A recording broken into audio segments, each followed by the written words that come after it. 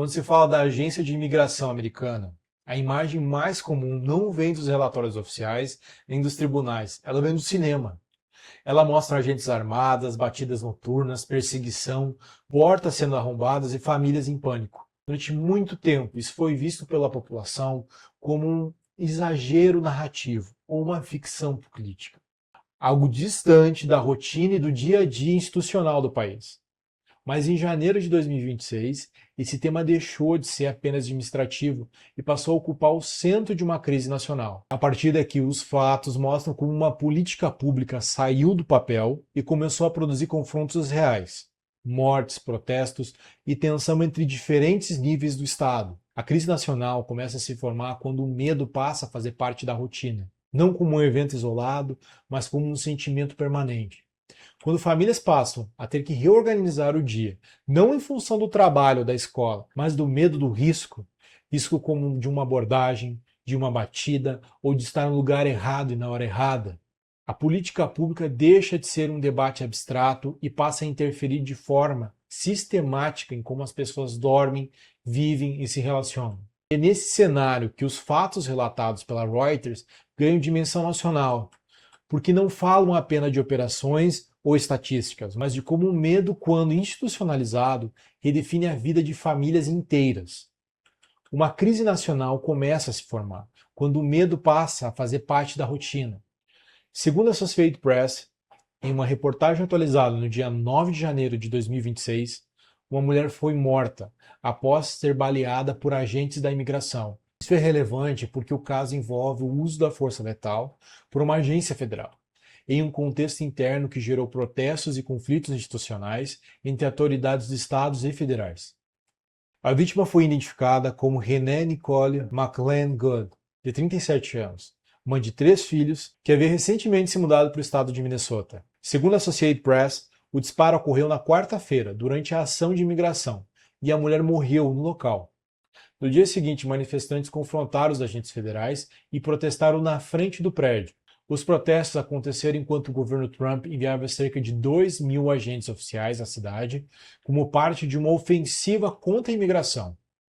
O caso provocou divergências públicas entre autoridades federais e estaduais sobre se o uso da força foi justificada ou sobre quem tem competência para conduzir uma investigação. Segundo a reportagem, outras cidades também registraram tensões, após agentes federais terem baleado e ferido 2 pessoas em um veículo em Portland, no estado de Oregon. A Associated Press destaca que o episódio em Minneapolis se tornou um símbolo do aumento das tensões em torno das políticas migratórias e da atuação dos agentes federais. As investigações seguem em andamento e não há conclusão oficial sobre as circunstâncias do disparo. Com isso, a política pública deixa de ser um debate distante e passa a interferir na forma como as pessoas dormem, se deslocam e se relacionam. E nesse ponto que a imigração deixa de apenas ser uma lei e passa a ser experiência cotidiana, uma experiência marcada por incerteza, silêncio e tensão constante. Uma democracia depende da crença de que a lei protege e não ameaça. Segundo matéria do The Guardian, em reportagem publicada dia 13 de janeiro de 2026, 2 cidadãos americanos, funcionários de uma loja em Minnesota, foram detidos de forma violenta por agentes da imigração. Cidadãos dos Estados Unidos, detidos pela imigração, sem mandato judicial, em um espaço comercial aberto, levantando muitos questionamentos legais e institucionais. Vídeos gravados por testemunha mostram os 2 funcionários sendo agredidos e jogados no chão. O segundo vídeo mostra um dos detidos em estado de choque e chorando, afirmando que foi jogado no chão e machucado. O deputado da oposição, Michael Howard, classificou a ação como parte de uma escalada das operações da imigração em Minnesota e afirmou que agentes entraram no local sem autorização judicial. O caso levou ao procurador-geral do estado a anunciar uma ação judicial contra o governo federal. Segundo o procurador-geral, as detenções sem mandato e o uso excessivo da força violam normas administrativas federais. O episódio amplia o debate sobre os limites da atuação das agências de imigração e o uso de forças em operações internas. Segundo o Daily Beast, em uma nova pesquisa, mostra que a maior parte dos americanos desaprova a atuação da agência de imigração. Isso é muito crucial entender e ajuda a entender como essa crise está funcionando. Porque essa agência operou por muitos anos um apoio significativo da população. Eu vou deixar essa pesquisa aqui para todo mundo acessar, tá? Ela vai estar no link do primeiro comentário.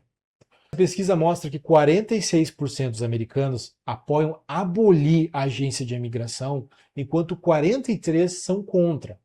E 12% dizem não ter certeza sobre qual a melhor medida a ser tomada. Agora, se a gente pega dados de setembro de 2024, apenas 19 pessoas defendiam o fim da agência, o que indica uma virada absurda. Para a gente conseguir entender ainda mais a crise, segundo outra reportagem, vários nativos norte-americanos estão sendo detidos pela agência de imigração simplesmente por serem confundidos com latinos. Quando a população passa a rejeitar uma agência do próprio Estado, isso não acontece por acaso. Instituições não perdem sua legitimidade por discursos, mas pela sua experiência e suas atuações. Quando o medo supera a sensação de proteção, algo essencial se inverte. O Estado deixa de ser visto como garantidor de direitos e passa a ser percebido como um risco. E quando uma democracia começa a temer as suas próprias instituições, o problema já não é mais a imigração, é a confiança. E a confiança, quando uma vez quebrada, não se impõe pela força. Antes de encerrar, se esse conteúdo faz sentido para você, se inscreve no canal. Ele é novo e eu estou construindo ele junto com quem está acompanhando desde o início. Nada aqui está fechado, tudo está em teste, o formato, o ritmo, a linguagem. Por isso, todo feedback nos comentários é muito importante. Se você não gostou de algo, se você não concordou, eu quero que você me fale isso para que eu possa melhorar e possa estar trazendo um conteúdo melhor para vocês. Muito obrigado e até um próximo vídeo.